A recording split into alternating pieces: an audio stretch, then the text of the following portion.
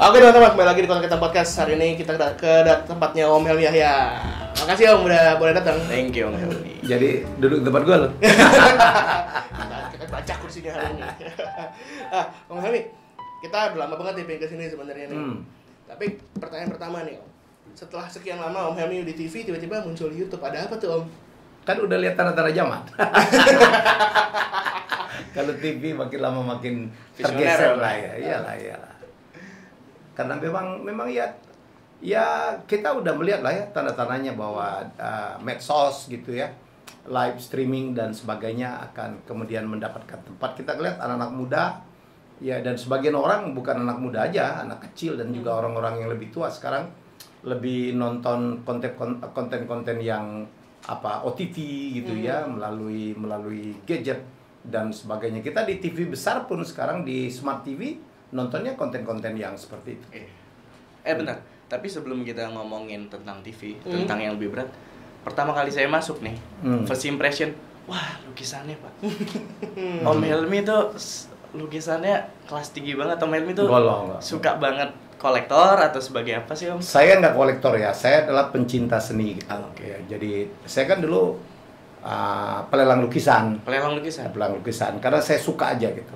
Suka, jadi lebih kepada sukanya, hobi ini mahal gitu, oleh karena itu saya tahu diri gitu. Tahu diri gitu, jadi budgetnya mahal banget.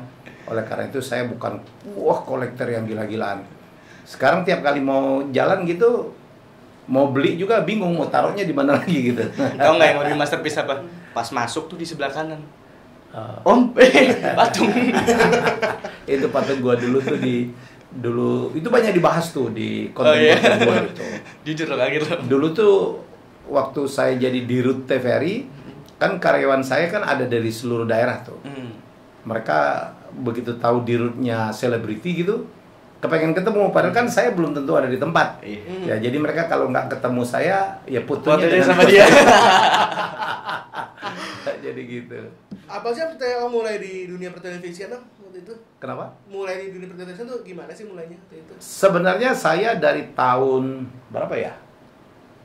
Dari tahun 90 itu udah masuk ke dunia TV.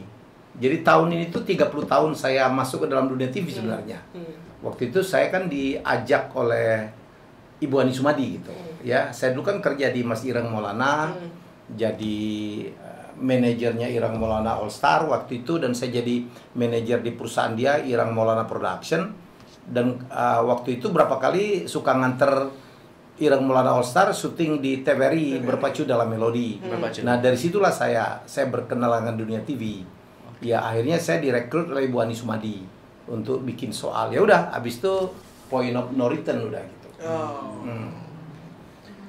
Terus gini, sebelum Om Helmi nggak mau bahas TVRI atau apa-apanya deh, aku dengerin podcast Om Helmi sama Magna Talk sama aku setiap jogging tuh dengerin ini loh, Helmi Yahya Bicara. Aku dengerin circle kita tuh sangat berpengaruh. Pertama, kemarin aku dengerin sama tentang Amerika Cina tuh sama Om siapa? Mardigo. Bukan Om Mardigo, sama Ihsan Dinusi. Aku dengerin semua. Tapi yang aku mau mau tekanin, Om Helmi tuh melek platform. Semua platform dimaksimalin sama Om Helmi. Spotify main, YouTube main gitu loh. Belum maksimal.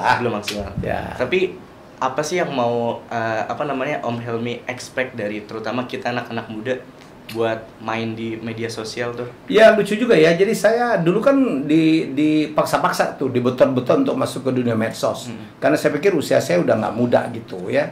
Tapi akhirnya saya udahlah, saya ikutin aja. Tapi lucu ya, tiba-tiba responnya luar biasa. Saya pikir saya udah lewat lah, nggak mungkin saya masuk ke sana. Saya cuma penikmat aja. Saya tahu betapa hebatnya YouTube ya. Tapi begitu saya masuk 3 minggu udah 100.000 subscriber saya. Berapa bulan kemudian saya dikirimin silver play button itu ya. Jadi menurut saya sih, ada sesuatu yang menarik. Dan saya lihat metadata dari subscriber saya cukup banyak anak muda. Jadi saya melihat bahwa anak muda sudah juga menyimak konten-konten yang cukup serius. Yang bikin kita grow. Iya, yang bikin kita grow. Ya memang sebagian lebih banyak yang nonton yang perang-prank, yang segala macam, yang setan. Tapi kan tetap ada anak-anak muda ya. yang cukup serius, kepengen belajar. Saya pikir itulah kenapa konten-konten serius seperti Bosman Sontoloyo ya, kemudian juga sekarang ada lagi Sandi Uno bikin TV, Gita Wirjawan, kemudian dan juga Dedi juga kadang-kadang juga bermain di konten-konten cukup serius dan yang menyimak itu justru anak-anak muda. Saya bingung banget tuh, mana tuh begitu Iyas itu yang perkenalkan anak saya dulu kan pernah kerja di Magna. Anak saya di Magna yang di desain itu. Dia bilang, "Pak, ini bagus deh, Pak. Pokoknya Papa harus ikut." Tapi saya kaget juga. Kan pendengarnya itu kan orang yang nggak kenal saya. Orang yang masanya beda banget. Tapi sampai sekarang aja masih ada yang komen. Mereka nonton, sehingga kita itu berkesimpulan anak-anak muda pun itu cukup banyak tuh yang kepengen mendapatkan konten-konten yang mungkin dia nggak dapat di sekolah, nggak dapat di tempat-tempat. Karena jujur pertama kali aku pertama kali itu dengerin dari Magna Talks. Nggak tahu Om Hilmi itu siapa sih? Karena kayak kuis-kuis Om itu dulu aku nggak ngikutin. Bukan eranya lah. Bukan era aku. Tapi aku adore Om Helmi as a smart people, sebagai orang pintar, bukan sebagai Helmiah yang TVRI, sebagai yang raja kuis dan lain-lain. TVRI mah udah jadul banget. Udah jadul banget. Belum lahir kali aku. Lagi waktu bokap jadi jadul. Aku lahir 2002 loh. Oke. Iya, sebagai orang pintar yang emang memanfaatkan platform untuk masyarakat luas. Karena dari situ saya bisa menyentuh generasi yang lebih muda. Dan akhirnya aku pikir, ternyata betul. Ternyata ini toh Helmi Yahya. Sebenarnya nggak tahu siapa sih Helmi Yahya. Siapa sih ini? Siapa iya. Jadul gitu. Gitu. Tapi lo nyentuh poin yang oke tuh, raja kuis. Raja kuis. Tuh Om, inspirasi apa sih yang muncul bikin kuis segala macam dan berhasil, bukan hanya asal bikin kuis. Dulu saya kan peserta kuis waktu SMP SMA gitu. Jadi saya juara unbeatable gitu waktu saya di Palembang. Sejak itu passion saya tuh kuis gitu. Saya suka banget. Dulu untuk menyiapkan saya jadi juara, saya banyak baca. Semua saya baca. Trivia gitu nih. Oh iya, trivia. Di zaman saya namanya HPU, Himpunan Pengetahuan Umum. Wah, apa tuh?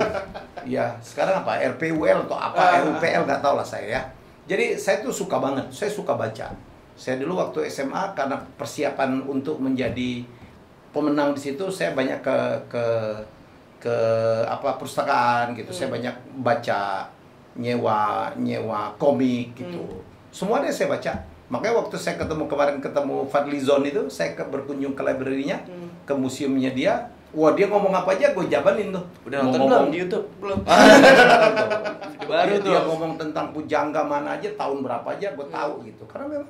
Karena memang di situ ya. Jadi bukan sesuatu yang apa gimana gitu. Jadi itu adalah memang hidup saya gitu. Ya, kemudian saya berkembang jadi pembuat acara kuis. Saya kan cuma buat aslinya waktu saya di TVRI bantu Bu Ani. Sampai akhirnya saya waktu keluar dari Bu Ani 10 tahun kemudian itu saya bikin sendiri. Itu tahun 2000 tuh. Ya, tahun 2000 saya keluar dari Bu Ani, 98 saya keluar, saya bikin kuis Joshua, tahun 2000 saya bikin Siapa Berani ya. Sebelumnya waktu di Bu saya nyiapin soal-soalnya taktik boom, aksara bermakna gitu. Pasti nggak nyambung kan judul-judul itu. Jadi di situ nggak nyambung masih dikit. Jadi di situ tuh ngendap aja. Jadi sekarang kalau saya jadi bawain acara saya lucu aja gitu. Kemarin Reza Radian sini, mungkin hari ini akan tayang Reza Radian. Dia juga kaget tuh. Dia ngomong kemana aja saya bisa cegat tuh. Saya tanya Reza, kamu aktor yang kamu paling suka siapa? Dia ngomong Sean Penn. Oh kita, oh ini suaminya Madonna. Ngalir aja gitu. Terus begitu dia ngomong Morgan Freeman, oh saya bilang saya juga suka tuh. Yang pernah jadi Tuhan gitu. Yang dalam film Bruce Almighty nyambung semua. Kita ngomongin dia jadi Mandela, sekarang dia kaget. Termasuk si Reza kaget karena saya lebih paham filmnya dia daripada dia. Dia mah udah lupa gitu. Jadi menurut saya sih karena apa ya? Karena memang saya suka gitu. Saya suka. Kemarin ketemu dengan Fadlizon, saya pikir itu puncak tuh. Dia ngomong apa aja? Ngomong sejarah, ngomong peradaban, ngomong masa lalu, ngomong sastra, ngomong perangko, ngomong apa gitu. Saya seperti dapat counterpart tuh. Ya, jadi seneng aja. Tapi apa sih rahasianya tahu bisa hafal banyak hal? Karena yang saya concern gitu ya, banyak hal kayak saya Raffi beda 10 tahun umurnya. Banyak hal yang dan seharusnya kan anak sekarang dengan platform lebih banyak bisa tahu hal lebih banyak. Betul. Jadi tapi ternyata enggak juga gitu. Itu tergantung passion ya. Sekarang kan distractionnya banyak banget. Zaman saya kan nggak banyak tuh. TV cuma satu, TVRI doang, nggak ada pilihan tuh. Ya kan siaran juga nggak 24 jam, itu nggak ada pilihan. Jadi kita nggak nggak nonton medsos, nggak nonton apa gitu. Jadi semuanya kita hafalin. Ya jadi beda. Kalau sekarang kan pilihannya banyak banget. Anak-anak bisa main game, bisa kemana, bisa ngapain, bisa e-sport. Oh banyak banget pilihan sehingga itunya jadi spreading kemana-mana. Tapi tetap ada tuh apa porsi-porsi anak-anak muda yang seneng punya begituan. Nah, mungkin ketekunan Om Helmi ini karena based on Om Helmi suka. Iya, passion dia. Passion. Sama kayak aku Om. Aku sekarang lagi ngejalanin nanti Januari sama Oktober nanti event boxing antar SMA. Oh iya. Aku ngejalanin itu nganggap itu sebagai karya bukan bisnis. Kalau menurut aku bisnis Lu sebagai petinjunya atau aku sebagai promotor. Oh, oke. Good. Acara boxing pertama antar SMA Om. Oh iya. Nah, jadi aku nganggap itu sebagai karya. Kalau bisnis lebih ke money oriented nggak sih? Iya. Lebih ke Om Helmi. Mungkin banyak orang yang apal kuis tapi nggak Helmiah ya. Saya tuh orang yang sangat happy gitu. Saya menjalankan passion saya. Betul. Which is kadang-kadang kita nggak dapat duit juga apa-apa. Tapi I earn my living from doing my passion. Tepat. Saya kan orang yang suka ngomong gitu. Gue ngomong dibayar sekarang. Ini aja nih yang gratis. Karena gue respect sama bapaknya gitu. Bapaknya kan guru gue, senior gue. Iya. Tapi bener kan, karena kemarin kejadian lucu Om. Kita kan acara dia kebetulan kantornya tempat saya kan. Kita bantuin lah gitu karena saya juga pengalaman di olahraga. Terus dia bilang, "Mau kemana, Kak?" "Mau ke Bintaro atau Faris RM?" Pertanyaan dia, "Siapa tuh?" Gitu. Mati gua. Legend tau gak? Kan itu terus jadi concern gitu loh sama padahal platform untuk belajarnya sebenarnya lebih banyak. Ya itu yang di luar negeri itu lebih nyambung ya, lebih nyambung tuh.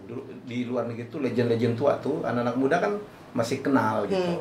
Di sini memang di dalam dunia itu ya, di dunia ketokohan itu begitu tua nggak lewat. Iya, di luar negeri host kuis gitu bisa umur 70, 78 still oke. Honornya makin tua gitu. David Letterman itu masih beredar gitu. Di sini kan out. Jangan-jangan saya orang yang paling tua ada di TV kali. Sayangnya cuma karena Ilyas doang. Yang lain udah out loh. Umur yang saya bilang itu umur 30-an aja pemain sinetron udah jadi tante kan. Wheel of Fortune masih Wheel of Fortune Regis ya sekarang. Masih Wheel of Fortune saya nggak ngikutin. Tapi kalau yang Jeopardy masih Alex Trebek. Alex Trebek that's my favorite. Kalau si Wheel of Fortune saya nggak tahu yang bawain siapa. Tapi ngomongin luar negeri nih, correct me if I'm wrong ya Om Helmi lulus S2 di Amerika 10 bulan. Ya, 10 bulan Miami. Dan Om ngeliput NBA. Oh iya. Apa hubungannya dari kuis ke NBA itu kan different pergelutan yang beda Om. Kok Om kayak semuanya disikat nih. Jadi gini. Terus. Ya karena gue kepepet lah. Karena saya anak orang miskin, terus dapat beasiswanya kecil banget. Saya harus kerja apa aja gitu. Kebetulan yang saya kerjain itu passion saya gitu. Karena saya itu kan dulu nggak pernah cita-cita jadi akuntan juga. Saya masuk STAN itu karena itulah sekolah yang dimana tingkat 2 gue dibayar. Ya karena bapak saya tuh udah sakit-sakitan, betul. Tingkat 2 bapak saya meninggal. Untung saya udah dibayar gitu, digaji sebagai pegawai negeri. Tapi tidak pernah pure menjadi passion saya. Accounting itu. Passion saya itu kan berkesenian. Tapi itu kombinasi loh. Tapi bukan berarti gue di STAN apa asal-asalan ya. Prestasi gue sih tetap oke gitu. Nilai gue tinggi. Nah, jadi saya sebelum ke Amerika itu kan saya udah jadi dosen, Vi. Saya juga jadi asisten dosen, jadi dosen, ngajar akuntansi di Perbanas, di YAI gitu. Jadi saya udah hatam tuh ilmunya. Jadi saya waktu di Amerika itu mungkin udah 5 tahun dengan pengalaman 5 tahun ngajar akuntansi.